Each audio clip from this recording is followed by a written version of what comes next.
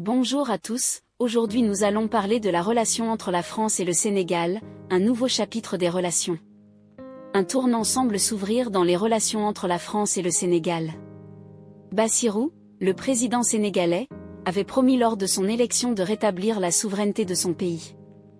Récemment, dans une interview accordée à nos confrères de France 2, il a clairement affirmé « La France devra désormais fermer ses bases militaires au Sénégal ».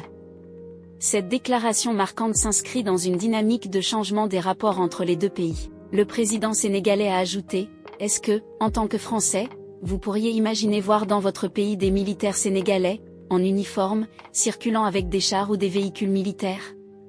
Cette interrogation repose sur une histoire commune marquée par l'esclavage, la colonisation, et une présence française prolongée. Une réduction progressive de la présence militaire française.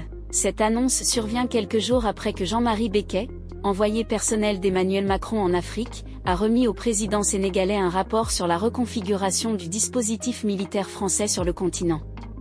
La France avait déjà prévu de réduire sa présence militaire en Afrique, tout en conservant des bases stratégiques avec des effectifs limités. Au Sénégal, cette présence devait se maintenir avec une centaine de soldats, comme en Côte d'Ivoire et au Gabon. Malgré ces ajustements, le président sénégalais assure qu'il ne s'agit pas d'une rupture totale avec la France. Il a même salué une initiative d'Emmanuel Macron, qui, pour la première fois, a publiquement évoqué un massacre perpétré contre des tirailleurs sénégalais. Une reconnaissance historique, le massacre de Tiaroua. Dans une lettre adressée à Bassirou Diomaye, Emmanuel Macron a reconnu que les événements de Tiaroua, survenus il y a 80 ans, constituaient un « massacre ». Cette reconnaissance ouvre la voie à une véritable collaboration pour rétablir la vérité historique. Pour rappel, en 1944, des dizaines de tirailleurs sénégalais, réclamant le paiement de leurs soldes à la France à la fin de la Seconde Guerre mondiale, ont été abattus par des militaires français. Cet épisode tragique demeure un point sensible de l'histoire commune franco-sénégalaise.